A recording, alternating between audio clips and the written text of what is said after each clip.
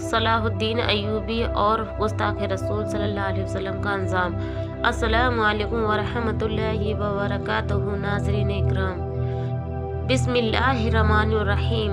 جنگ حطین 4 جولائی سن 1187 کو عیسائی سلطنت یروشلم اور سلطان صلاح الدین ایوبی کی فوج کی درمیان لڑائی کی گئی، جس میں فتح کے بعد مسلمانوں نے پیش قدمی کرتے ہوئے بیت المقدس کو عیسائی قبضے سے چھڑا لیا۔ مصر فاطمی حکومت کے خاتمے کے بعد صلاح الدین ایوبی نے سن 1182 تک شام، موصل، حلب وغیرہ فتح کر کے اپنی سلطنت میں شامل کر لیے۔ اس دوران صلیبی سردار ریالینڈ کے ساتھ 4 سال معاہدہ میں صلح طے پایا، محض کاغذ اور جس کے رول دونوں ایک دوسرے کی مدد کرنے کے پابند تھے، لیکن یہ معاہدہ محض کاغذ اور رسمی ثابت ہوا اور صلیبی دستور اپنی اشتعال انگیزیوں میں مصروف تھے اور مسلمانوں کے قافلوں کو برابر لوٹتے رہتے تھے۔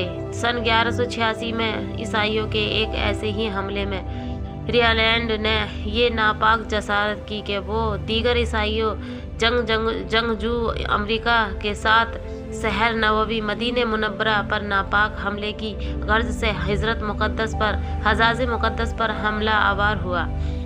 صلاح الدین ایوبی نے اس کی سرگرمیوں کی روک تھام کے لیے فوراً اقدامات کیے۔ نبی آخر الزماں صلی اللہ علیہ وسلم کے اس حقیقی غلام نے اس بدبخت صلیبی سردار ریالینڈ کا فوراً تعاقب کرتے ہوئے اسے حطین کی تاریخی مقام پر جلایا۔ سلطان نے اپنے آقا نامدار مدینہ کے تاجدار رحمتوں کے بابکار صلی اللہ علیہ وسلم سن 46 وامن کے شہر مقدس پر حملے کی ناپاک جسارت کرنے والے صلیبی لشکر پر ایک ایسا آتش گرہ مادہ پھینکوایا کہ جس سے میدان جنگ کی زمین پر چاروں طرف بھیانک آگ بھڑک اٹھی۔ اس خوفناک آتش ماحول اور بھڑکتے ہوئے شعلوں کے درمیان سن 1187 کو حطین کے مقام پر تاریخ کی اس خوفناک ترین جنگ کا آغاز ہوا، جس کا انجام کو یاد کر کے آج بھی صلیبی حکمرانوں کے کانوں سے تپتپاتا ہوا دھواں برآمد ہوتا ہے۔ اس تاریخی جنگ کے نتیجے میں 30,000 سے زیادہ عیسائی حملہ ور جہنم بسلے ہوئے اور اتنے ہی قیدی بنا لیے گئے۔ بدبخت ریالینڈ کو زندہ گرفتار کیا گیا اور پھر سلطان نے مدینہ النبوی پر حملے کی ناپاک جسارت کرنے والے اس گستاخ صلیبی سالار کا سر اپنے ہاتھوں سے قلم کیا۔ اس فتح کے بعد اسلامی فوج چاروں طرف عیسائی علاقوں پر پوری طرح چھا گئی۔ جنگ حطین کی شاندار فتح کے فوری بعد صلاح الدین ایوبی نے بیت المقدس کی طرف رخ کیا۔ 7 دن کی خون ریز جنگ کے بعد عیسائیوں نے ہتھیار ڈال کر سلطان سے رحم کی اپیل کی اور پورے کانوں پر برس کے بعد قبلہ اول بیت المقدس دوبارہ مسلمانوں کے قبضے میں آ گیا۔ بیت المقدس کی فتح مبارک سلطنت صلاح الدین ایوبی کے ناقابل فراموش اور عظیم و شان کارنامے تھا۔ فتح بیت المقدس کے موقع پر اللہ کی طرف سے نصرت و مدد کی وجہ سے جنگ حطین کے خوف ریز معرکے میں شہر نبوی مدینہ منورہ کی حفاظت و حرمت کے لیے والہانہ سر فگن لڑنے والے ایوبی سلطان کا عشق مصطفی کا جذبہ ایمان تھا۔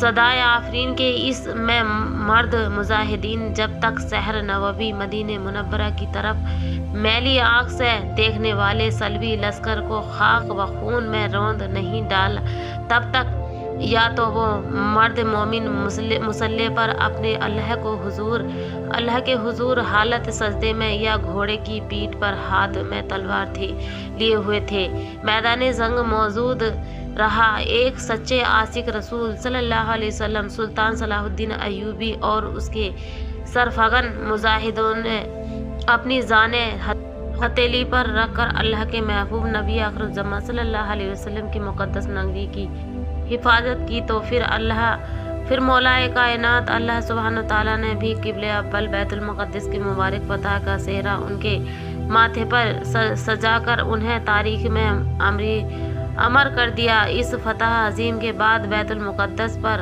تقریباً 762 سال تک مسلسل مسلمانوں کا قبضہ رہا۔ سبحان اللہ۔ ایسے ہی مزید ویڈیو دیکھنے کے لیے ہمارے چینل کو سبسکرائب کریں، ویڈیو کو لائک شیئر کریں۔ اوکے بائے، اللہ حافظ۔